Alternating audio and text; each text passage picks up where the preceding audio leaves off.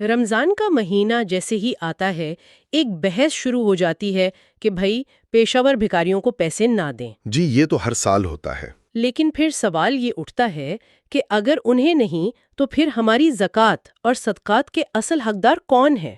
تو آج ہم انہی لوگوں کو سمجھنے کی کوشش کریں گے جنہیں ہم سفید پوش کہتے ہیں۔ یہ وہ باعزت لوگ ہیں جو محنت کرتے ہیں مگر اپنی ضروریات پوری نہیں کر پاتے۔ اور اصل چیلنج یہی ہے، یہ لوگ آپ کو نظر نہیں آئیں گے، وہ ہاتھ نہیں پھیلاتے، تو انہیں ڈھونڈنا پڑتا ہے، ایک شعوری کوشش کرنی پڑتی ہے۔ آج کی گفتگو کا مقصد بھی یہی ہے کہ ان حقیقی مستحقین کی پہچان کیسے کی جائے۔ چلیں تو پھر اس کو کھولتے ہیں۔ سب سے پہلے بات کرتے ہیں محنت کش طبقے کی۔ ان میں کون کون شامل ہیں؟ جیسے پاور لوم کے مزدور جو دن رات مشینوں پر کام کرتے ہیں، یا پھر تعمیراتی مزدور جو سارا دن دھوپ میں محنت کرتے ہیں۔ جی، اور بازاروں میں سامان اٹھانے والے حمالی بھی۔ ان سب میں ایک بات مشترک ہے۔ کیا؟ یہ وہ لوگ ہیں جو ہماری معیشت کا پہیہ چلاتے ہیں، لیکن ان کی اپنی آمدنی اکثر بہت غیر یقینی اور کم ہوتی ہے۔ ان کی محنت ہی ایک طرح سے ان کی ضرورت پر پردہ ڈال دیتی ہے۔ بالکل، یہ بہت گہری بات ہے۔ اچھا، اگلی قسم ہے خدماتی شعبے کے کارکنوں کی۔ یہ وہ لوگ ہیں جنہیں ہم روز دیکھتے ہیں، جیسے سیکیورٹی گارڈز، دفاتر اور گلیوں میں صفائی کرنے والے، پارکوں کے مالی، اور خاص طور پر آج کل وہ فوڈ ڈیلیوری کرنے والے نوجوان۔ ہاں، جو روزے کی حالت میں بھی کام کر رہے ہوتے ہیں۔ جی، یہ وہ لوگ ہیں جو ہماری زندگیوں میں آسانیاں پیدا کرتے ہیں، لیکن ان کی اپنی زندگی اکثر مشکلات کا شکار رہتی ہے۔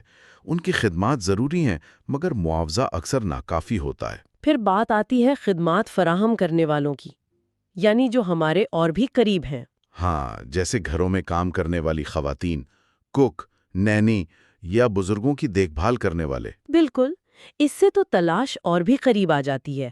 جی، کیونکہ ان سے روز کا واسطہ پڑتا ہے، تو ان کی ضروریات کو سمجھنا اور وقار کے ساتھ مدد کرنا وہ تھوڑا آسان ہو جاتا ہے۔ صحیح۔ اچھا، اب آتے ہیں چھوٹے تاجروں اور دکانداروں کی طرف، مثلاً تیز دھوپ میں بیٹھے سبزی فروش، یا فروٹ چاٹ اور غبارے بیچنے والے، کباڑیوں ہو گئے، جوتے پالش کرنے والے۔ ان سب میں مشترک بات یہ ہے کہ ان کا روزگار روز کی دہاڑی پر منحصر ہے۔ یعنی ایک دن کام نہیں تو گھر کا چولہا ٹھنڈا پڑ سکتا ہے۔ ان کے پاس کوئی سیفٹی نیٹ نہیں ہوتا۔ ایک اور اہم شعبہ مذہبی اور تعلیمی شعبہ ہے۔ جی، یہ ایک بہت اہم نقطہ ہے۔ جیسے معمولی تنخواہ پر گزارا کرنے والے مسجد کے امام یا مدرسے کے اساتذہ، اور گھروں میں پڑھانے والے ٹیوٹرز۔ اور یہ ہمارے معاشرے کا ایک تضاد ہے۔ کیسے؟ دیکھیں، ان افراد کو معاشرے میں عزت تو بہت دی جاتی ہے، لیکن یہ عزت اکثر مالی استحکام میں تبدیل نہیں ہو پاتی۔ صحیح کہا۔ اور آخر میں ایک بہت ہی سینسٹیو گروہ، کم عمر محنت کش۔ ہاں، ورک شاپس، چائے کی دکانوں اور گیراجوں میں کام کرنے والے بچے۔ یہ تو دل دکھانے والی بات ہے۔ اور یہ گہرے مسئلے کی نشاندہی کرتا ہے۔ یہ وہ خاندان ہے جو اتنے مجبور ہیں کہ اپنے بچوں کو اسکول بھیجنے کے بجائے کام پر بھیج رہے ہیں۔ تو جب ہم ان سب لوگوں کی شناخت کر لیں تو پھر سوال یہ ہے کہ مدد کیسے کی جائے؟ باوقار طریقے سے۔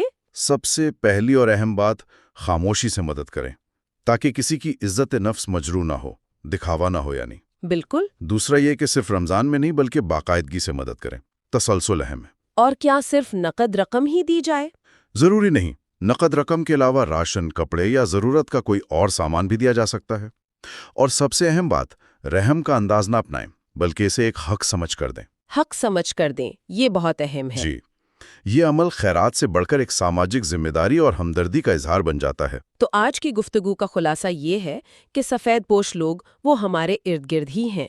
وہ عزت سے محنت کرتے ہیں مگر پھر بھی اپنی ضروریات پوری کرنے میں مشکل محسوس کرتے ہیں۔ جی، بس انہیں پہچاننے کی ضرورت ہے۔ اور رمضان میں حقیقی نیکی شاید یہی ہے کہ ان لوگوں تک پہنچا جائے۔ بالکل۔ اور جاتے جاتے ایک سوچ سب کے لیے چھوڑنا چاہتا ہوں۔ جی ضرور۔ کہ صرف مدد دینے سے آگے بڑھ کر ہم بحیثیت معاشرہ ایسا کیا کر سکتے ہیں، ایسا کیا نظام بنا سکتے ہیں کہ محنت کرنے والے ہر شخص کی کمائی